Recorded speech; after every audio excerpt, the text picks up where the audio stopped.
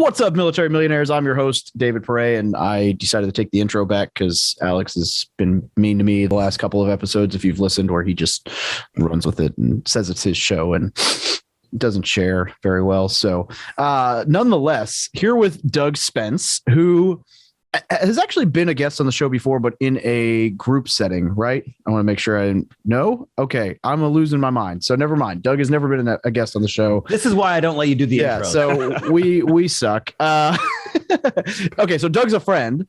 Doug and I both lived in San Diego area. We used to hang out a lot while I was there. He has house hacked with the VA loan. I spent some time at his house 2 months ago, I guess, when I was doing my first reserve drill. He's also a GoBro in Gobundance with myself, and so hung out in Park City with him. He's also a member of the War Room. He's a naval officer, active duty. His spouse is a naval officer as well, and they're crushing it, investing long distance in Oklahoma, doing off-market deals, as well as stepping up into some bigger stuff. But more importantly, just a friend that we know is not going to come on the show and pitch a whole bunch of bullshit. So welcome to the Military Millionaire Podcast, where we teach service members, veterans, and their families how to build wealth through personal finance, entrepreneurship, and real estate investing. I'm your host, David Pere, and together with my co-host, Alex Felice, we're here to be your no BS guides along the most important mission you'll ever embark on: your finances. Vehicle 1, you're clear to depart friendly lines. Roger, Vic 1, Oscar Mike. Hey guys, if you're looking to take your investing, business, life, or just yourself to the next level, then I have something for you. The War Room Real Estate Military Mastermind Group is a mastermind group that meets weekly in small groups of 5 to 6 people to help you hold yourself accountable and really experience that growth. But we also have a monthly guest speaker that we bring in, and we've had guest speakers that talk about mindfulness, taxes. We're bringing in somebody to talk about marketing. We bring in very specific topics that will adhere to very broad, any kind of real estate investing or entrepreneurship that you want to do, and will really help you out. And we let you ask these speakers questions and get very personal with them. And then back to the small groups, weekly accountability for what you're trying to achieve, and just being surrounded by like-minded people. And they say your network is your net worth. I know that's an overused phrase, but I recommend that you check it out. So just shoot an email to wrmastermind@gmail.com. Once again, that's wrmastermind@gmail.com, and we'll send you some more information. Hey, Doug, welcome aboard, buddy. Hey, thanks, guys. Happy to be here. I've known about Doug for a long time, and I don't think we've ever really crossed paths. Wow. In any kind of meaningful way. So I'm pumped too, because there's a lot of people in the War Room that I don't know, that I want to get to know better. So I'm happy you're here. Likewise. Yeah. Happy to be here. Your hair is intimidating, Alex. That's why I don't think that's why I haven't reached out yet, you know? Yeah. I do know. Yep. Not just that, but this too. I mean, it's like it's impressive. I know what I'm doing. Yeah. I'm very intimidating, right? Yeah. Alex grows the hair, so when no one wants to know him, he can be like, it's the hair. It's too intimidating. It's not. Yeah. When people ask you about the pink, do you say it's the plumage of the alpha male? Is that how you respond to that? No, when people, I just laugh, because if you're talking about my hair or my shirt, my pink t-shirt or my pink shoes, then the game is already won. Exactly. You're talking about my thing. I won. I don't, what you say doesn't matter. Yeah, I win. There you go. It's a good point. All right. Oh, nice. God. Pink shoes too. Beautiful. Doug, why don't you tell us a little bit about yourself? Yeah. So I'm originally from Houston, born and raised in Texas, went to Baylor University for undergrad in Central Texas, and then joined the Navy back in 2009, did flight school for a couple of years, did some more school in California, Central Valley of California for a year, then lived in Japan for 3 years, did 3 carrier deployments out there, moved back to America, lived in Pensacola for 3 years, did a flight instructor tour there. And then I've been in San Diego since December of 2018. And 2018 is also when I bought my first dedicated investment property, which was with, Stu and David, who you guys know pretty well.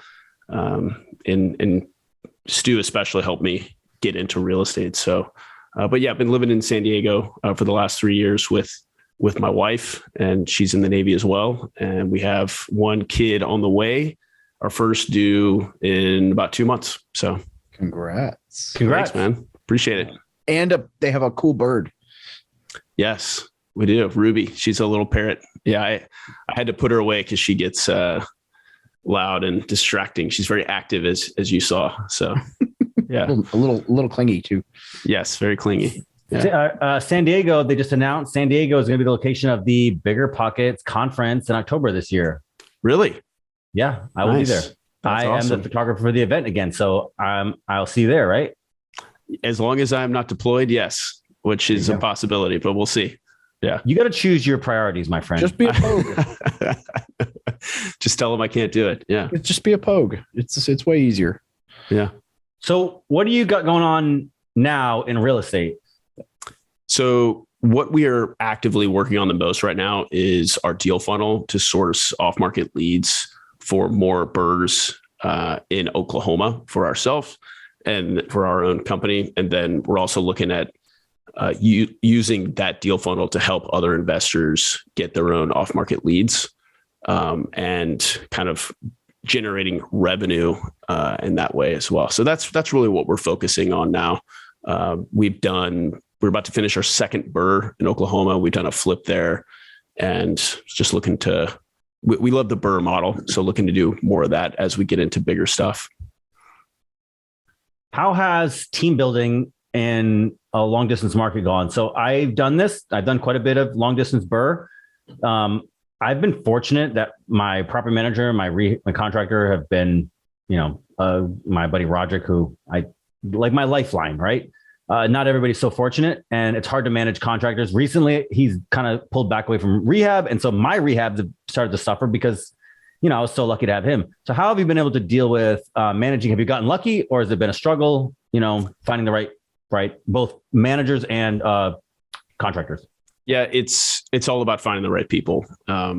So I identified the market, first Oklahoma City, and then I got on the Bigger Pockets forums and started aggressively looking to build the team. And I got connected with a guy named Eli in Oklahoma City who he's a commercial broker. His wife's a residential agent, and he owns a property management company. And I had a conversation with him, told him my goals, and he's an Army vet. So also we had that military connection. And he told me that I would be able to use his network of contractors in Oklahoma City to BRRRR at no additional cost. And he has full-time maintenance personnel that work for his management company that would basically help, with the bids and making sure everything is done correctly, and then help with payment. So that was that was tremendously helpful for me, because now I don't have to go out and find my own roofer, my own drywall guy, all that stuff. I could just leverage his connections.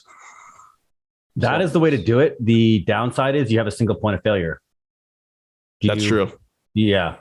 That's true. But he's managing like so many properties there that, like, at least from my perspective, like, he has more to lose by not having contractors than I do. So it is in his best interest to, replace the drywall guy if the drywall guy sucks. So, cause he's, that's his whole business. So, but you're right. It is a single point of failure.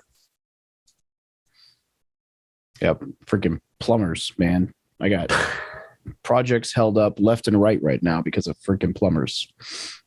Stupid. Yeah. It's all about people, though. I think for someone looking to build their own team, I think Bigger Pockets is the best place to source it, because you're going to be, there's always property managers looking for new clients. There's always agents looking for new clients. I haven't seen a ton of contractors on there, but if you meet the right agents and the right property managers, they know the right contractors. So it's just meeting the right rock stars in your respective market and providing value to them first and treating them well, and they'll take care of you. Man, I'll take it a step further and say, instead of meeting agents and property managers on Bigger Pockets, you just meet other investors in that area. Yeah, they're going to know, anybody who, not to say like, oh, hit me up. But like, if you were in my market, you saw me on Bigger Pockets, you reached out to me, I've got all the connects, right? Yeah. It might not be the best person in town, but they're who I've used for the last 4 years. So as long as you're not a jerk, I'll give everyone but my contractor to you. Yeah, exactly. It's all about people. You ain't getting that contractor's info. Yeah, you do run into a little bit of resistance with people giving up good contractors, especially these days where there's so many new investors. What I would like to see is a day where the Military to Millionaire is the resource that people go to first and BiggerPockets second, where people can go, hey, I'm going to invest in Oklahoma. Who's got the agent and the contractor and the people in Oklahoma City? And if Military to Millionaire group can't deliver, then I'll go to BiggerPockets. That's my goal. It's actually a really cool idea. I can't imagine that would be super hard to build out. It'd be like, I don't know how you build that out. You go to a website, build like an interactive map where it's like people from Facebook click a link that answers a couple questions and says, this is the market I'm investing in. And then you would have like a map built out where you click on Missouri and there's everyone who has mentioned they're in the community of Missouri and it's got, whatever contact info. Like, if somebody builds this for David, I can get some money out of him for it. I would pay. Yeah, I would definitely pay for the right build out on that. It's worth it. It's a cool idea. I'm going to write it. I would down. participate. It's a good idea. Yeah, I'm really good at ideas, really bad at executing any of them. You're the visionary. Yeah. Yeah, it's not very profitable. It sounds good, though. Yeah. I give all my good ideas to David. That's why he's flourishing.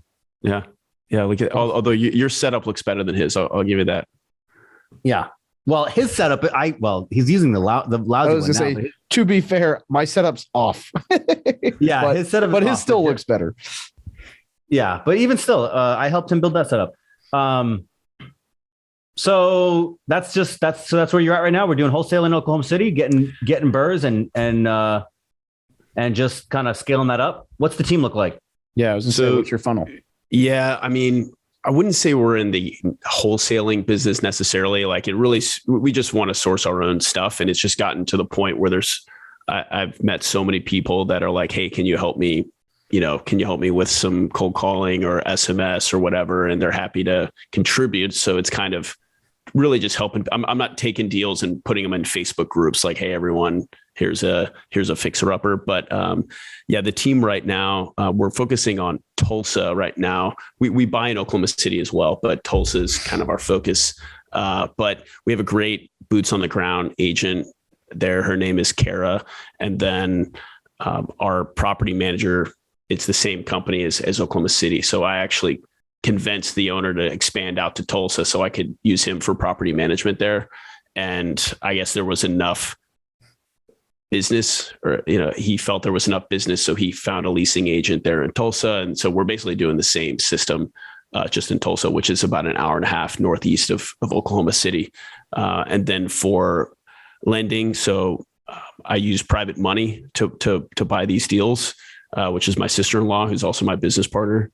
And the toughest part now, I mean, aside from finding deals, is the lending is getting tight. The DSCR lending on the cash out refi is getting challenging. The rates are going up, points are going up. So I do have a guy that's going to give us 5.3% on a cash out refi, but that's the best that I've found.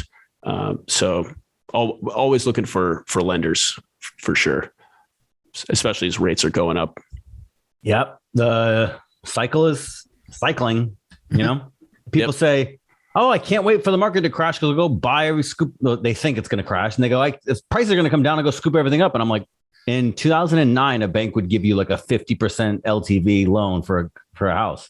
Yeah. And and there was no hard money lenders. So, the cycles kind of go hand in hand. So now we're in an interesting moment where deals are kind of getting harder to find and lending is going to get harder to find. But, at the same time, 5% is ridiculously low. Yeah. I'm happy. Yeah. Now the problem is definitely that the home prices have come up so much over the last, especially over the last 3 years. So now even though lending's cheap, prices have, overall have gotten tight, but that's just economics, right? Things are equilibrating. People are rushing in, getting cheap debt. They drive prices up. And then now, I think it's going to be a little bit tighter going forward, but at 5%, there's still a lot of game to play. Yeah. I mean, the first two properties I bought from Storehouse, I mean, I used conventional mortgages on those, and those are 5.25%, and that was back in 2018 and 2019 when I did those. And I was pretty, I was like, okay, whatever, I'm still able to close on it. And now it's a mortgage to my LLC that's at that same amount. it's swinging back up, but I'm still happy with that. I mean, it's still a ridiculously low rate. So, well, if you're sourcing your own deals off market, unless you're buying the ones you shouldn't, right, you're getting enough of a discount that it all exactly out in the end. Right. I mean, we're going to be coming out for this deal. We bought it for 20. We put 56 into it. It should appraise for at least 110, and we might have to leave like $2,000 in the deal. So, so the other side of that, because I have a deal, I have one mortgage, I think that's 5.65. I got it in 2017. Right. And I wasn't happy it was 5.65, but I didn't want to pay any points. But I remember too, I'm like, I financed like $60,000, $65,000. And I'm like, dude, the difference between if I had gotten it for 5%, the difference in amount of money is actually doesn't matter. You're talking about $20 a month or something like that. It's so minimal. So, and then now that property that I bought for 60 and was worth 90 is now worth like 160. Right. Yeah. So I think definitely people get caught up in rate. Now, obviously profit margins, I want to know what your P&L says. I don't want to know, but that's what really matters is you want to know what the P&L is. I don't care if the rate's high, as long as we're still profitable, really. Right. And opposite's true, right? Like, hey, I got a 3% rate. It's like, yeah, you're losing money. Who cares? So, right. Yeah, I love that. You're buying a house for $50,000. I mean, I don't care. 5.7%. You're doing really good. Still do it. Yeah. The house was actually $20,000 and we put $56,000 into it. So, it was a disgusting, absolutely disgusting house, but I love it, so that's what we're looking for. Yeah. I definitely prefer a 56 purchase and a 20 renovation over the alternative, but the numbers pencil out the same, but the risk is not equal. True. No, but you get more buyers, you get more competition at the 20, at the 50 and 20 deal than you do for the 20 and 50. Absolutely. I bought a deal a couple of years ago that had a big kitchen fire and it looked bad. And it was mostly cosmetic. We had to replace some drywall. It was like no big deal. Fire department came out, checked things up. I think that whole rehab cost me like $20,000, right? But people ran for the hills from it because it looked awful. And I was like, so I lucked out in that one. But a lot of times, I mean, the bigger lift, there's a lot fewer buyers means you just get a lot more access to the deal itself. Yeah, especially if someone as an investor can find a niche, like maybe your niche is like you're the guy that buys fire damaged homes, or you're the person in Florida that buys sinkhole houses. Then you have this great contractor that can mitigate that risk. So if you can, make it your niche to buy stuff that people are afraid of, and you're good at it, then you can really profit from that. I'm doing a kitchen fire property right now. Nice. My biggest renovation to date. But it's in a market cycle where we're at the mature part of the market cycle. It's been going on for a long time. Real estate's really popular. I read the other day that real estate agent is like the number one searched job on all of Google, right? It's super popular. Like the easy deals that were like a $50,000 house, that's a lipstick flip. Like those deals I'm not saying they don't exist, but man, it's like you and everybody else, right? So right now, the time to go find something that everybody else is afraid of or is unwilling to pivot to is the way to go. The thing that's like kind of, that's why we pivoted. We're pivoting now at Climb Capital instead of trying to do the same old C-class multifamily apartment buildings, which have been done to death. And, a lot of the margins are squeezed out of them. We're trying to pivot because for the same reason, it's like, that's what I prefer to do. I prefer to buy a multifamily property, 5 years ago that I could get for an 8 cap and sell it for a 6 cap in 2 years, but that just doesn't exist anymore. So, I love what Doug says. You buy a 2 cap and try to turn it into a 0 cap. It's same math. I underwrote a deal that I underwrote the walk-on cap rate at a 96% occupancy on a C-class building built in 1960. The walk-on cap rate was 3.4%. I was like, dude, I mean, this is not a nice area, not a super nice area. And then they went on market, they failed out of market, they came back to market and they raised the price. What is going on? You can't teach crazy anyone. Times. Yeah, we're at peak mania. It's a good time. Yeah. Congrats on Climb Capital, by the way. We were hanging out with Jeremy in Park City. It's good. Dude, should I join Gobundance? I think it's great. There's some really solid dudes in it. Yeah. I hung out with Steve Jimenez we just on the show. Oh yeah. The B guy. Yeah. I texted him. We're friends now. We're becoming friends now. He doesn't know it, but I want to join Gobundance, but I don't know. I'm being a little sissy about it. It's definitely an expensive investment. And it's one of those where it's, I mean, $10,000 a month to join like a coaching program where you're getting a curriculum and all this other stuff is probably an easier sell for yourself than $10,000 for something where it's like, I'm going to be around cool people. And it's $10,000 a year, right? Not $10,000 a month. Yeah. Yeah. I don't have that kind of money. Not for that. But like, like psychologically, like it's an easier sell for yourself, I think, when it's like a tangible, like I'm going to get exactly this. With Gobundance, it's like any mastermind, right? Like you get out what you put in. So you don't 100% know what you're getting, but I can tell you for me, it's been worth it. And I've been in it for like 3 months and it's already paid for itself. Well, I'll put it in perspective. I paid the $3,000 down because I was going to do the month to month just because I didn't have 10 grand in my bank account the day I signed up. So I was going to I was like, I'll do the 3,000 and then pay the rest later. Anyway, that week they introduced me to the couple guys that were in my town. And I went to lunch with a guy, Nigel Geisinger, and we went to lunch and like, no joke, over lunch, we're talking and he casually was like, man, I got this buddy who is like stuck 1031, has like 3 days left to identify something. If you know anything in like this price range. And I was like, well, I was about to list my 10 unit for 10,000 more than that. You want to run it by him? And like 2 days later under contract, we closed on Monday, like sold it. I made 80 grand selling a 10 unit over lunch.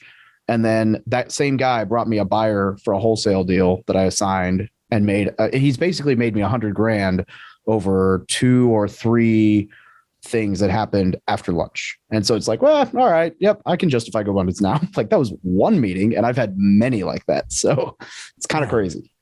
Yeah. Actually, my biggest gripe with Gobundance is like David's in it. And I had a lot of David time already. I don't need any more David time. There's a whole lot of other people. You don't have to spend time with me. And you know what? It's kind of like, do I really want to be a part of a group that they let David into? Is it that? It can't be that good. Are you talking David Green or David Osborne? I'm talking about David Pere. He's just, Dave Pere. he's just mad that I was first to market and he's got to deal with the fact that he either comes to join my team or he doesn't get to play. Let's talk about Doug. I enjoy the Gobundance chat, so no worries. Yeah, it's good. Doug didn't take me snowboarding though, so I'm still sad. Dude, we were up there every day. I was on the mountain all 4 days. Yeah, it was great. But you were on double blacks, so that's true. I did get to ski with Andrew Cushman. That was cool. Yeah. So like if I had gotten you really drunk, I might have been able to hang.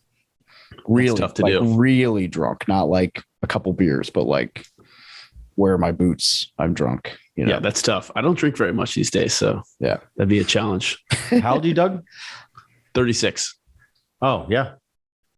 Yeah. So you do kind of grow out of it, huh? Isn't that a weird thing? Once I hit 30, the hangovers were just not worth it anymore. Oh yeah. I had to learn my lesson quite hard. Yeah. And only once, right? Yeah. Doug, tell us about your house hack. So I want to preface this because every single time I make a video about house hacking, the excuse I hear from everybody is, well, if only I could find $100,000 house in my market, and well, it's so easy in a cheap market. And like everybody seems to make all these excuses for why it's not possible in an expensive market. So I'm going to preface with the fact that you live in quite possibly the hottest market in the world right now, San Diego, and you bought in the middle of hype during the pandemic, and it's working for you. So I would just like to throw that out there and hear you talk about it. Yeah. So we, a little backstory. So my wife had orders to Virginia last January. And so we thought we were going to Virginia. And then we had put 4 offers in on homes in Virginia Beach. And then the Navy was like, just kidding, you're staying in San Diego. So thankfully, none of those offers in Virginia were accepted. But then we started aggressively pursuing properties in San Diego while we were actually on vacation visiting family in Hawaii. So got connected with John Land, who was a key component of the whole thing. And then our agent, Herb Knox, he's also a Navy guy. John's a Marine, but Herb's a Navy guy. And I think one of the most important factors that where we were able to make it happen was John's 17-day close in his VA loan, which you don't see on normal mortgages. You won't see that on a conventional or an FHA. And the fact that he was, or VAs, to be honest, like you don't see that on VA loans. So having that verbiage in our offers, I think was a huge contributing factor in being able to get this house. But we found this house on Zillow, and our agent took a video of it and sent it to us. And I knew pretty much right away that was the house, because it has a bottom floor. The bottom floor had been converted into a 1-bed, 1-bath ADU, or accessory dwelling unit is how they classify them here in California. And I knew that would be the best way to do it. If we're having to buy a ridiculously expensive house in San Diego, why not just get someone to help pay the rent, or help pay the mortgage. So that's what we did, and got 2.25 fixed for 30. And then we rent out the bottom floor for $19.50 a month. So, and that's actually below market rent for that bottom floor here. And yeah, and we put down $9,500 to close, I think. So, Jesus, dude, that right there is going to set you up in a way that other people I can't even. That's a dream. Yeah, and congratulations. This place is cool too. Yeah, it's good. It's definitely not a finished product. I wouldn't call it a fixer upper, but it definitely had not been kept up as well as it should have been. So before we moved in, we painted the interior, we sanded and refinished the hardwood floors. We totally redid the kitchen once we moved in, where we added in the pantry. We've done a lot of work on it. And thankfully, because of the market, it's appreciated like significantly just since we moved in, not taking into account the work that we've done. So the plan is to just hold it until it's stupid not to hold it. And then we'll probably settle in Tampa. So whenever we buy our forever house down in Tampa or Florida somewhere, then that's probably when we'll sell it. But that's the other cool thing about being dual mill is we use my wife's VA entitlement. I still have my VA entitlement that we haven't even used yet. So we'll use that at some point. But we're happy to stay here in San Diego in this house as long as the Navy will allow us to. So yeah, that 17-day close. So it's kind of a bummer. John actually left the mortgage industry like a month or two ago. But wait, that being what happened? Said, it just wasn't his thing. So that's the only thing he's good at. I referred him to a bunch of people, and then he's like, "Yeah, I'm not doing that anymore." I was like, "Oh, what's he gonna do?" So I've actually got, for anyone listening who's like, "Oh my God, I've got a connection with the same company." So happy to introduce you guys. But him, Al, and Fred were building their wholesaling and flipping company, and they basically it boiled down to one of them needed to go full time, and so Al was actually Fred's or John's boss. Like Al was not boss, but like the team lead for the team John was on. So Al makes 7 figures. Well, Al's brother, Fred, is like on the Ben Kinney, like he's a partner on like the Ben Kinney team, which is like the biggest Keller Williams brokerage in like the world. So both of them are 7-figure earners, W-2. And so it was like, well, if somebody's got to go full time, and John just hated being at like the beck and call of like just phone calls at the middle of the night and Saturdays and Sundays and whatever that comes with dealing with like underwriter issues with residential mortgage. It just wasn't his thing. So he was like, I'll do it. And so they're paying him a salary out of the flipping company to go full time. And it's pretty good salary too. It's not like he's hurting. So it was a sweet setup for him, and things seem to be going well. But well, I would love to talk junk about John Lalonde, but we went to go see Tool together, and so now we are brothers for life, and I cannot do such a thing. I'm so glad that worked out. Yeah. Yeah, he's a good dude. Yeah. Although he didn't come over when you were in town, we invited him over, and he didn't come. He was doing jujitsu probably. Yeah. He said he was going to go roll around with dudes instead. He's unbelievably flaky. He's the flakiest guy. He will not text you back, nothing. But I'm like, yo, we're going to this Tool concert. I flew out to LA for I was in town for 18 hours. I flew in, went to a concert together. We rocked it. And then I left the morning. It was amazing. But you cannot get that dude to text you back. He means well. Yeah. But yeah. I lived with that dude for like a fucking year and a half, or year, whatever.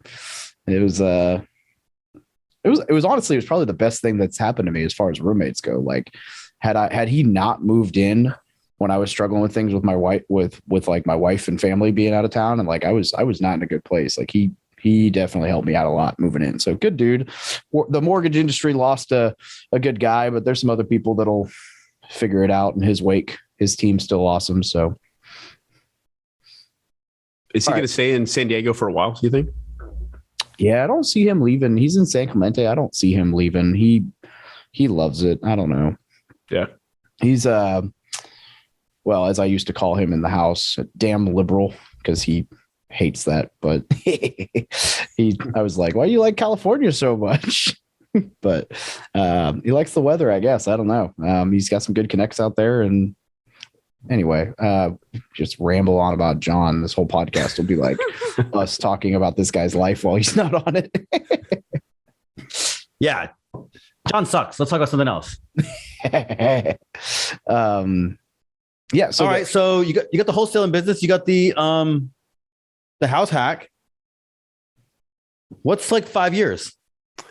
So 5 years, I've got another 7 years until I can retire from the Navy. So the plan is to continue to stay in the Navy and do 20 while doing real estate on the side. And, I started Honor and Equity about a year and a half ago, almost 2 years ago. And so the goal would be to grow that business and that platform into doing bigger deals. So whether it's JV, syndication, we have a few ideas for where we want to go long-term, big picture. We don't want to stay in single family homes, renovating $20,000 houses in Tulsa forever. That's what we're doing now. And I think it's good to build the foundation with fundamentals of real estate investing. But, the natural progression of the real estate investor is to get into bigger stuff. So whether that's syndications or JVing, we definitely want to get into bigger things as the years go on. So we're looking for partners to GP with all the time, equity partners.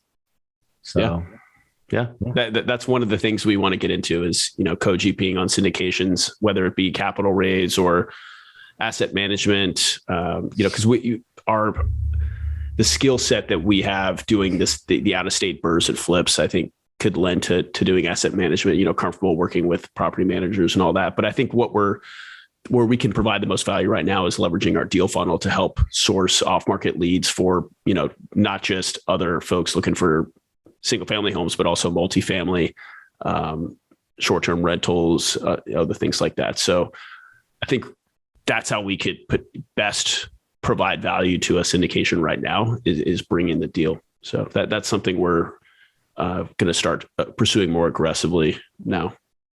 So tell me about the platform though. I've seen it. I've seen the website, I think. Pretty sure. Yeah. Seen your Instagram post. I see it around. Tell me what you got going on. So Honor and Equity is real estate investing resource for military members, veterans, and their families. So it's really two pillars. I like to help out military members as much as I can. That's why I'm on Bigger Pockets a lot, connecting with folks in the war room, just trying to help people realize the benefits of real estate investing and help them get started. So that's one thing I've started doing this year is one of my goals as part of my give back in Gobundance is to mentor at least 1 hour per week, ideally with a fellow military member that's looking to grow their portfolio. So I've been able to mentor 2 individuals now in the war room and just help them get started, or not necessarily get started, but like grow their portfolio. So that's one of the pillars of Honor and Equity is just the education side, documenting our journey, helping others, inspire them, helping them out however we can. And then the other side is just the business side. So, I have an LLC in Oklahoma, it's Honor and Equity OKC LLC, and we use that to buy and sell real estate there in Oklahoma. So that's kind of where we're at now. And, it's really just a foundation in helping military folks and their families learn more about real estate.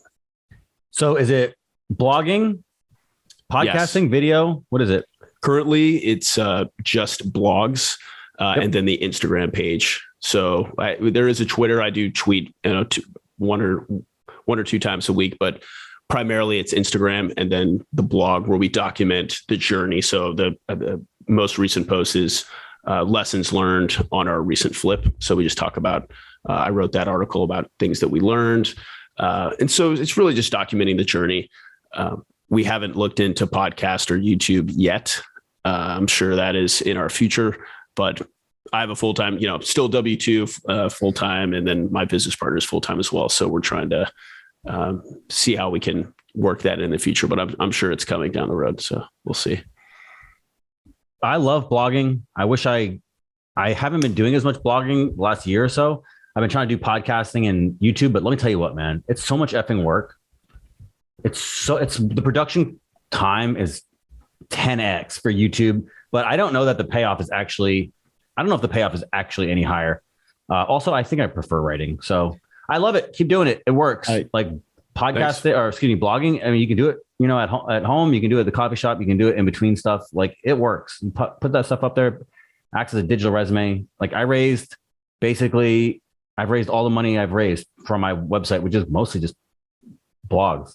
Yeah. And the cool thing about it is if we do go to, YouTube in the future, it's content. I could repurpose the blogs into YouTube videos. So, Absolutely. I mean, it's evergreen, most of it is evergreen material. So that's another thing I like about it. Yeah, that's great. I agree, Alex, though. I hadn't written an article for the blog in probably 3 months. I actually have some other people writing some articles. So I've been just kind of letting them do their thing so I can focus on other stuff. And I sat down this weekend for like an hour and a half and bumped out an article about the TSP loan because I just get asked about it all the time. And I forgot how much I enjoyed just sitting down and writing out a post. Like it's super therapeutic, even if it's not like some deep conversational piece. It's like, I got done and was like, man, I need to do more of that. Mm-hmm. Dude, I write so much. And then most of the stuff I don't post, I have a really weird, I have a book written for sure of stuff on my Google Drive, probably 2 or 3 books worth of stuff that if I could coalesce it, it's already done. For some reason I get like mental blocks where I'm like, does people really care about, I write about non-real estate stuff a lot, culture and weird stuff. But yeah, it's very therapeutic. So I love that you do that because a lot of people are like, well, I want to get clicks, but blogging works. I don't want to say it's underdone, but I think definitely it's not the shiny object nowadays. Nowadays, it's like people are like, I want to make TikToks or I want to make YouTube videos or I want to do a podcast, and they're useful. But they all have this like very linear format where you can't get to the end unless you have to watch it in order. Whereas blogging, you can kind of skip around, like visually, you can kind of bump around, you can write punchy headlines and you can get people in, and it makes it for a much more, I think, I don't know, it's a much more engaging format for a guy like me with a short attention span. I can kind of like riff it. Okay, yeah, I do want to read this. And then I can kind of get into the meat. So yeah. I think, and then as far as like actually creating, blogging is much more therapeutic. Yeah. And I think anyone that's on the fence about, creating stuff, the reason I created is from the War Room. I think it was a post Stu made where he just challenged people to create a thought leadership platform. And so anyone out there that's on the fence, just do it. Whatever you're comfortable doing, if it's YouTube, if it's Instagram, writing, whatever, just do it. I mean, your first articles, your first videos, they're going to suck and no one's going to watch it except for your mom, but it's worth doing and you'll get better at it. And it doesn't matter if no one reads it. It's even just documenting the journey. It's useful for someone. If just one person reads the article and they get some value from it, then it's worth it. So. Yeah. So I definitely recommend that people have a website, regardless if blogging is the medium they choose, because, well, for many reasons, but if for nothing else, then Google will recognize that a website has existed for X number of years and give it more credibility. And ultimately, having a website, no matter what you decide to do down the road, raise money, publish a book, whatever, like that is a hub where you can point people and funnel people and direct people and contact me here and fill this out. Whereas like YouTube, you can put links, but like maybe someone clicks on it. Like the website is the only thing that you have like complete creative control and complete ownership over. So it's, even if blogging isn't your medium and you're going to do YouTube mainly, like buy the domain for like $10 and freaking pay for $150 for like 3 years of hosting. It's like $200 or $300 to start a website. Do it. Thank me later, whatever. Yeah. And then, what was the last piece you said there? I had another thought, but whatever. Dude, could not agree more. I started the website in 2017 and I was like, I'm just going to blog. My mom's going to read it. It turned into 4 or 5 blogs and I ended up paying somebody to design it, make it look cool. And now, like, dude, it's the only place on the internet that's Alex's. And when you get there, you're like, okay, this is Alex. It's Alex's stupid face. It's Alex's colors, right? It's what Alex wants to write. There's no like YouTube and then you got to find out who I am. It's like you hit that page and you're like, this is me. And it's a digital resume that's hyper individualized. And David's right. Like you started off, I love what you're doing, Honor and Equity, right? It's like you start it now. It's like, dude, you know what's going to happen in 5 years. I started that blog 5 years ago as just like a thing. I don't even hardly like the name now. Sometimes I use it more than others. But now, right, it raised me a couple $1 million because I can say I'm real. Like, there's no way that I can fake that.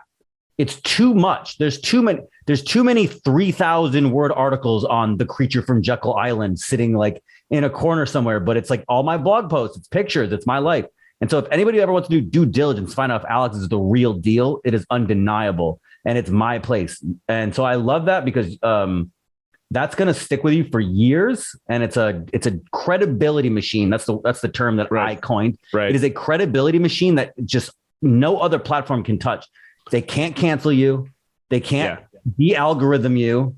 They can't. You're not at the mercy of YouTube or Instagram or Twitter and their rules. They can't steal your emails that you've collected. Like it's all yours. Right. That actually reminds me, what I was going to say is actually something Alex says, and Alex and I have talked about this before. So a lot of people don't start a blog and they've got all kinds of reasons. But one of the common reasons that I hear, and that seems to be like a recurring thing for people when they write their first few blog posts, is the imposter syndrome of like, oh, who am I to write this article? Yeah. Like, blah, blah, blah. Oh, yeah. Well, Alex pointed something out to me once that I thought was brilliant. And he's 100% right. Like the arrogance that you have to think that the first article you put on the internet, somebody's going to fucking read. Like nobody's going to see that shit unless you show it to them. Like nobody, like, yeah. My first few articles, they were terrible, but nobody read them. Yeah, it doesn't matter. Like, but you got better. You know? And you can always pull them down later if you want. I leave them up because they're hilarious. But yeah, man, I like what Alex said. 4 years this month. I actually don't know if it was this month or last month, but 4 years ago, I christened my domain and I made 6 figures from that website last year. So like, yeah, it's the same concept as real estate. Like no one got rich from buying their first house, but no one got rich without buying their first house either. So you gotta take action. That's get a the really first good one. way to put that. I like that. Yeah. And most people's first deals are their worst deal. Why? Because you're awful at it. You don't know how bad you are at it yet. You're going to get better. And so you write an article. It's like, you can't get people worried. They put this pedestal like, my first article. I used to have people proofread my articles. And I'm like, is this any good? And then I get there. I'm like, the only person who read it was the one who proofread it. This is but then you'd be surprised. You start putting that stuff out there and then people do check it out. And then you get to help somebody. And then next thing you know, you're like, dude, I actually don't need a lot of clicks. I need a couple of people to like, make this thing meaningful for me. And then you're putting out something that's useful and valuable to people. And then you get better at skills that are valuable, like creating content. I don't know if you know, this internet fad is not going away, right? It's here to stay. So like being able to create content is going to become more and more valuable over time. This Millionaire thing, David and I, he started it. It was nothing. It was dead, right? It was no views. Then he Thank God for Alex. Then he had the brilliant idea of bring me on, right? It skyrocketed, obviously. Oh yeah. Right. Something like that. Exactly. But it was, I think in 20, I was looking at the numbers in like 2020 or 2019, it was like 2,000 views. It was not that much downloads. I think that's about when I started, early 2020. Does that sound right? Something late 20, like that. You were late 2019, around episode 50, whenever that was. Yeah. Now we're coming up on 150. So, but now we're coming up on 8,000 downloads. And so I guess in probably 2 years, it'll be like 15,000 downloads, maybe more. Cause the faster you grow, the faster, like now the platforms, they start sending you more because they're like, oh, we'll be at 20,000 by the end of the year. It'll be what? We'll be at 20,000 by the end of the year. We'll be at 20,000 by the end of the year. Well, probably, we're amazing. Probably before that. You can't get to 20,000 unless you get to 2. So if you don't put anything out, you can't get to 2. So yeah. Plus, like, it's fun. Yeah. Like, I don't know. It's therapeutic to write. It's cool to put it out there. And then all of a sudden one day, some Google article picks something up and you'll be like, holy crap. And then you're like stuck figuring out, like, I had an article get picked up. I don't know about picked up. I don't know what, I had like a 500 or 600 viewer spike last week on an article that's never ranked on Google.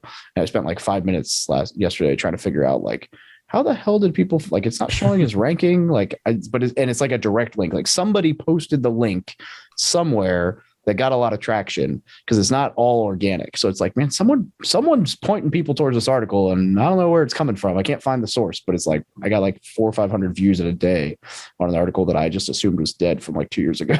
Yeah. You never cool. know. Thanks. So it's weird. But so we've covered the platform and multifamily and all these other big lofty 5-year goals. What's the 2022 goal?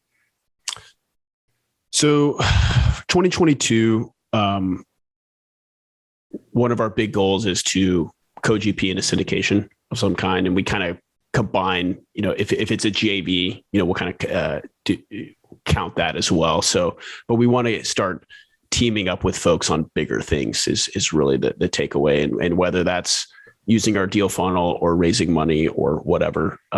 But we want to, and it doesn't have to be Oklahoma either. It's more about finding the right people, like everything else in real estate. It's finding the right people where you have goals that are aligned and, they're good people.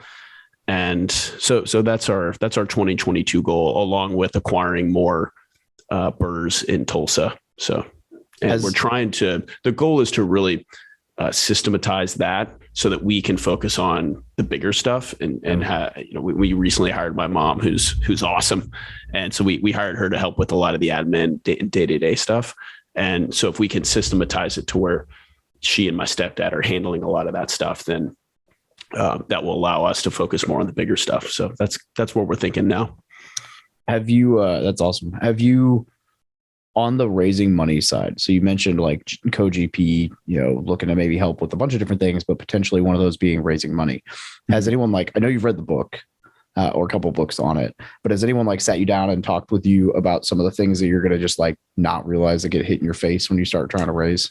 Like, have you started the idea of like documenting substantial relationships and stuff like that?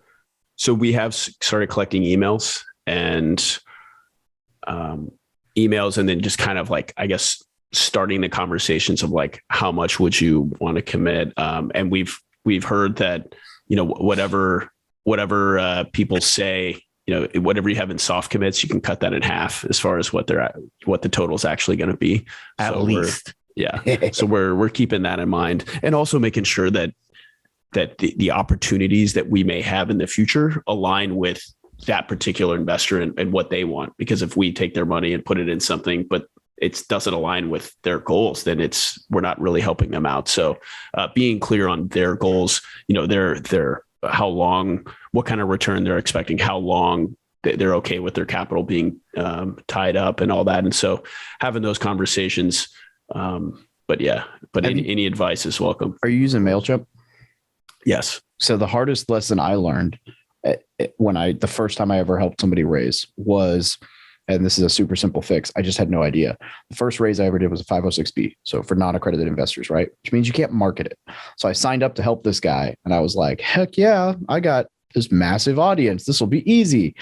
And then I realized like, I can't email anybody and I can't post anywhere. And my audience doesn't matter at all because I can only reach out to people I'm like personal friends with. So I would say while you're documenting or while you're having those phone calls, create a tag in MailChimp or whatever that literally just is like substantial relationship, so that every time you like have a phone call with someone and you talk to them for like 10 or 15 minutes, you can just tag them that way, so that if and when you do a raise that's not accredited, you have a list in your email that's subsected where you're like, I can physically point to where I had a phone call with this person. So if like, not that the SEC is ever going to call you and be like, we need proof that you knew them, but like, then you still have a list that you can blast with emails that you're like, yeah, I can totally market to these people because I have a relationship with them. So add friends in there and whatever, and just tag them separately for when you do a non-accredited raise. Cause that whooped my ass.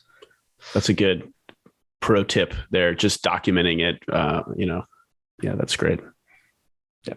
And it's weird too, because I've got like 11 or 1200 people on my investor list, and only like 120 have the substantial tag. So it's like very small reach when you start doing the non-accredited stuff, because you can't. Yeah, I have like 300 people on my email list, but I think I've had conversations with all of them. Yeah. So very, very targeted. People who don't like me, like, I don't know, you guys both know, well, David knows me. I don't know how I come across to people who have never had a conversation. Like, I don't know how I have a feeling sometimes how I come across. Generally it comes to either like, oh yeah, that Alex guy, he seems cool, or I fucking hate that guy. And so people who stick around my email list, like, dude, you're not sticking around and then not having a conversation with you. Usually it's like, I want to meet you. Yeah. Right. I felt that Okay. way, and then it went crazy, and now it's not remotely possible. For sure. Yeah, you're the too military millionaire fucking email group has 12,000 people in it now, and it grows by like 1,000 a month. It is like, there's no way that I could, but for a while I was that way, and now it's just like totally unmanageable. I'm like, I hope you guys don't hate me. Yeah, and that's why we have on our website, honorandequity.com. We thought about having the call to action button being invest now, but we changed it to connect now just for that reason. Smart. So yeah. Yeah, because I mean, well, that actually benefits you a lot of ways, because every like major GP, like syndicator investor guy who wants people to invest with them, the thing that's being parroted these days is essentially like, it's not the deal, it's the sponsor, which is very true. I think the operator actually does make way more of a difference than anything else. But I think the Connect now speaks to investors that way. So Yeah. The operator is the most important part of the deal always. Yeah. So it's why Connect now is better than Invest now. Yeah. Because you want to play towards the like, look at us, we're awesome, get to know us. Yeah. Another thing we thought about is, before we ask people for their money to raise something, we want to have at least started a deal with those folks as well, whether as LPs, so we can, make sure that they're running things correctly, make sure they're communicating well and all that. And then we can go to our investors and say, hey, we've worked with them before. Now, if you'd like to invest, you can, rather than just someone that we've never invested with or don't know very well. So that's another thing that we're considering as well. So Nice. It's a process, bro. yeah. Yeah. Raising money is a whole weird beast. Yeah. Not trying to go too fast either, because, It's like super uncomfortable, and you feel like out of your comfort zone the whole time, and you never think it never goes as well as you think it's going to go. And like, Right. It's weird. But at the same time, you look back and you're like, holy shit, I've probably raised, I don't know, probably around $1 million in the last year on random things here and there, for not like for deals always, but private money, whatever. And like the whole time I'm like, oh my God, this is so hard. And then I look back and I'm like, it's actually pretty cool what's happened over the last year. So Yeah. And that's something we're thinking about doing for sure, which is why we're collecting emails and all that. But, what we have most established right now is the deal funnel. And so using that, whether it's pulling lists from Reonomy or CoStar, and then, using that to source off market leads for folks as the deal finder, we see that as potentially a faster way to get into deals as GPs. So I like it. All right. So we've talked about Honor and Equity. Is that like, what's the best place for people to get a hold of you? Yeah. So honorandequity.com is the website. And then we're very active on our Instagram as well, which is at Honor and Equity. And will be tagged in this podcast episode when it comes out. I appreciate it. Yeah. And I'm pretty active on Bigger Pockets forums as well. So I'm just Doug Spence on the BP forums. Yeah. So, Thanks for that, by the way. Was that yesterday you tagged me in whatever that was? Yeah. I love chatting War Room and house hacking VA loans and all that kind of stuff on the forums. I try to do one forum post a day. So That's smart. I need to get more active in Bigger Pockets again. It used to be like my day to day. Like I was just in there all the time. Mainly because the government computer would let me use Bigger Pockets. Yeah. So I would sit at my office on Bigger Pockets. Yeah, I do that almost every day. Now that I'm working for myself, I find that's less productive than it used to be. Yeah. Oh, man. Oh, Doug, thanks for joining us. I am so glad that we finally got to do this. It's always a pleasure talking to you and hanging out with you and going to events with you. And, I get to sleep in peace knowing that Alex won't be there because he doesn't want to join. And it's great. Alex, you got to find another better one to join and not invite David. I get to sleep in peace when I don't hang out with David because he snores. We usually share rooms and he snores. I literally had to buy earplugs last time. And the only reason I'm bringing this up is he started shit talking first. So he's getting it in return. That's what's happening. Alex is probably the only person who can attest other than my wife that I didn't used to, because we roomed together 3 or 4 times and we were totally fine. And then whatever the fuck happened this last year. Yeah. Austin, he had some, was it Austin? You had some allergies or something. Yeah, but I'll never room with you again. That's fine. Honestly, it forced me to get my own room, and I actually realized I'm not an introvert, but I need time to recharge at those events, and having my own room is awesome. Dude, people don't understand extrovert, introvert. Like everybody has both. Yeah. It's just, nobody's although I'm pretty close to all extrovert all the time, but even I'm like, okay, enough of you people. Yeah, I definitely like having a room where I'm like, okay, I can go take 20 minutes to just do nothing. So, Alex, you got anything else? You want to do the outro? Alex, Doug, do the outro. Everybody stand by. Doug, you're the man. Oh, am I doing outros now? This has been the From Military to Millionaire podcast. Our guest, Doug Spence. You can find him at Honor and Equity on Instagram.com. Thank you so much for listening. Rate us on iTunes. We will see you for the next one. Thank you for listening to another episode about my journey from military to millionaire. If you liked it, be sure to visit FromMilitaryToMillionaire.com/podcast to subscribe to future podcasts. While you're there, we'd love for you to rate the show, give us a review on iTunes. Now get out there and take action.